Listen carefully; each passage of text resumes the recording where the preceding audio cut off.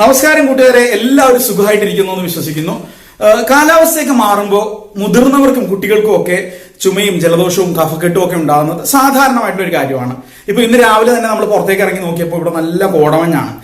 ഈ ഒരു കൊറോണയൊക്കെ ഒരു സാഹചര്യത്തിൽ ഒരു ജലദോഷവും പനിയൊക്കെ വന്നു കഴിഞ്ഞാൽ നമ്മൾ വിചാരിക്കും എന്തിനാണ് ആശുപത്രിയിൽ പോകുന്നത്, നമുക്ക് വീട്ടിൽ തന്നെ എന്തെങ്കിലുമൊക്കെ ചെയ്ത് ട്രീറ്റ് ചെയ്യാമല്ലോ എന്ന് വിചാരിക്കും. പക്ഷെ ഒരു കാര്യം ശ്രദ്ധിക്കേണ്ടത്, കുട്ടികളാണെങ്കിലും മുതിർന്നവരാണെങ്കിലും പ്രത്യേകിച്ച് കുട്ടികളിൽ ഒരു ചുമയൊക്കെ കണ്ടു തുടങ്ങിയാൽ അത് ഇനീഷ്യലി നമ്മൾ ട്രീറ്റ് ചെയ്തില്ലെങ്കിൽ ഒരു ലോവർ റെസ്പിറേറ്ററി ഇൻഫെക്ഷൻ ഒക്കെ ആയിട്ട് ന്യൂമോണിയ ഒക്കെ ആയിട്ട് മാറാനായിട്ടുള്ള സാധ്യത വളരെ കൂടുതലാണ്.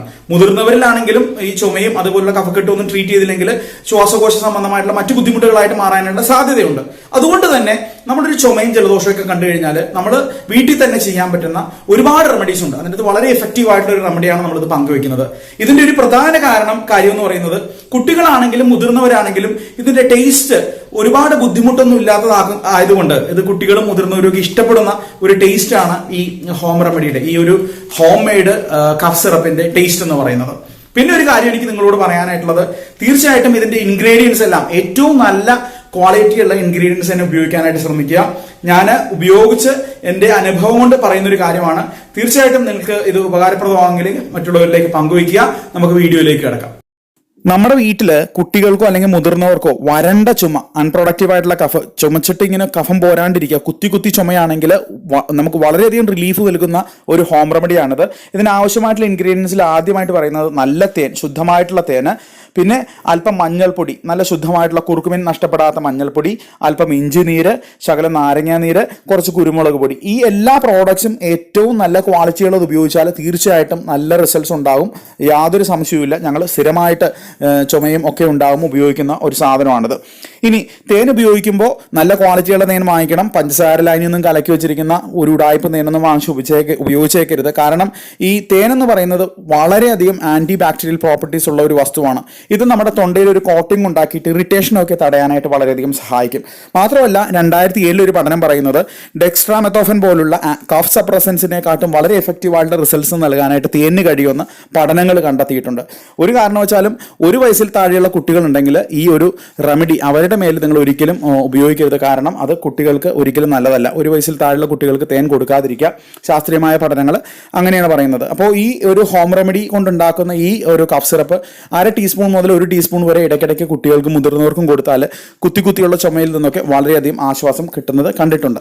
ഇനി മഞ്ഞൾപ്പൊടി, നമുക്കറിയാം മഞ്ഞൾപ്പൊടിയിലുള്ള കുറുക്കുമെൻ എന്ന് പറയുന്ന കോമ്പൗണ്ട് വളരെയധികം anti inflammatory, anti viral, anti bacterial ആയിട്ടുള്ള ഗുണങ്ങളുള്ള ഒരു വസ്തുവാണ്.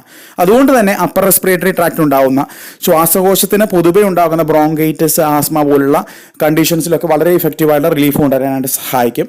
ഇനി നമ്മുടെ ഇഞ്ചിയും ഒരു ആന്റി ബാക്ടീരിയൽ, ആന്റി ഇൻഫ്ലമേറ്ററി ഘടകങ്ങൾ ഉൾക്കൊള്ളുന്ന ഒരു വസ്തുവാണ്. പ്രതിരോധ സംവിധാനത്തെ വളരെയധികം ബൂസ്റ്റ് ചെയ്യാൻ സഹായിക്കും. മാത്രമല്ല വേദനയും ഡിസ്കംഫോർട്ടും ഒക്കെ കുറയ്ക്കാനായിട്ട് സഹായിക്കും. നമ്മുടെ നാരങ്ങ നീര് വളരെയധികം വൈറ്റമിൻ സി അടങ്ങിയിട്ടുള്ളൊരു വസ്തുവാണ്. അതുകൊണ്ട് തന്നെ ബാക്ടീരിയൽ ഓവർ ഗ്രോത്ത് ഒക്കെ തടയാനായിട്ട് വളരെയധികം സഹായിക്കും. മാത്രമല്ല നല്ലൊരു സൂതിങ് എഫക്റ്റ് കൊണ്ടുവരാനായിട്ട് സഹായിക്കുന്ന ഒരു ഘടകമാണ് നാരങ്ങ നീര്. പിന്നെ നമ്മുടെ കുരുമുളക് പൊടി.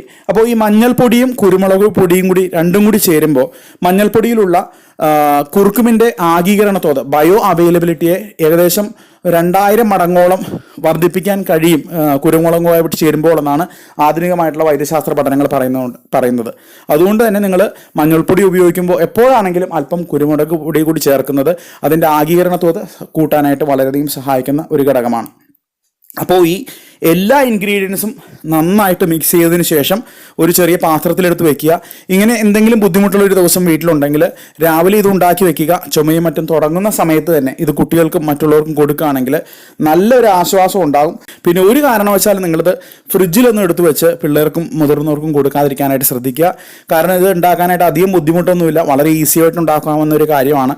നിങ്ങൾ വീണ്ടും ഞാൻ പറയുകയാണ്, മഞ്ഞൾപ്പൊടിയും കുരുമുളക് പൊടിയും ഒക്കെ ഉപയോഗിക്കുമ്പോൾ നല്ല മഞ്ഞൾപ്പൊടിയും കുരുമുളക് പൊടിയും തേനും ഉപയോഗിക്കാനായിട്ട് പ്രത്യേകം ശ്രദ്ധിക്കണം. കാരണം മാർക്കറ്റിൽ വളരെ വില കുറഞ്ഞിട്ടുള്ള ഗുണമില്ലാത്ത പ്രോഡക്ട്സൊക്കെ ധാരാളമായിട്ട് കിട്ടുന്നൊരു കാലമാണത്. അതുകൊണ്ട് എപ്പോഴും ഉപയോഗിക്കുമ്പോൾ അല്പം പൈസ പോയാലും നല്ല ഗുണമുള്ള പ്രോഡക്ട്സ് വാങ്ങിക്ക് ഉപയോഗിക്കാനായിട്ട് പ്രത്യേകം ശ്രദ്ധിക്കുക. അപ്പോൾ നമ്മുടെ ഈ ഇത് ഒന്നും കൂടി പറയാം. അവൾക്ക് ഇപ്പൊ തന്നെ കൊതിയായി. ഇത് കഴിക്കുമ്പോൾ പിള്ളേർക്ക് ഭയങ്കരമായിട്ട് ഇഷ്ടപ്പെടും. അങ്ങനെ ഇഷ്ടപ്പെട്ടാ? ഇത് കണ്ടില്ലേ, ഇത് ഇപ്പോ നമ്മുടെ മഞ്ഞൾപ്പൊടിയും ഇഞ്ചിയും കുരുമുളകും അതേപോലെ നമ്മുടെ എല്ലാ ഈ പറഞ്ഞ തേനും ഒക്കെ ചേർത്ത് ഉണ്ടാക്കുന്ന ഒരു സാധനമാണ്. യാതൊരു സൈഡ് എഫക്ട്സും ഇല്ല. ഇടയ്ക്ക് ഓരോ മണിക്കൂറോ അരമണിക്കൂറോ ഒക്കെ ഇട്ട് പിള്ളേർക്ക് കൊടുക്കുക, നല്ലതാണ്. ഞാനും ഇത് കഴിക്കാറുള്ളതാണ്. അപ്പൊ തീർച്ചയായിട്ടും ഇതാണ് നമ്മുടെ ഹോം മെയ്ഡ് കഫ് സിറപ്പ്. ഇത് കൂടുതൽ നാളൊന്നും സൂക്ഷിക്കാൻ പറ്റത്തില്ല. ഇതൊരിക്കലും നിങ്ങൾ ഉണ്ടാക്കി ഫ്രിഡ്ജിൽ വെച്ചൊന്നും ഉപയോഗിക്കാതിരിക്കാൻ ശ്രമിക്കുക. ഒരു അരമണിക്കൂർ 1 മണിക്കൂർ ഇടയ്ക്ക് കുട്ടികൾക്കും മുതിർന്നവർക്കും ഒക്കെ കൊടുക്കുക. തീർച്ചയായിട്ടും ഇത് മറ്റാർക്കെങ്കിലും ഉപകാരപ്പെടും എന്ന് നിങ്ങൾ കരുതുകയാണെങ്കിൽ അവരുമായിട്ട് ഒന്ന് പങ്കുവയ്ക്കുക. മറ്റൊരു വീഡിയോ ആയിട്ട് കാണുന്നവരെ എല്ലാവർക്കും ആരോഗ്യവും സന്തോഷവും സമാധാനവും ഒക്കെ നേർന്നുകൊണ്ട് സ്വന്തം ദിനു വർഗീസ്.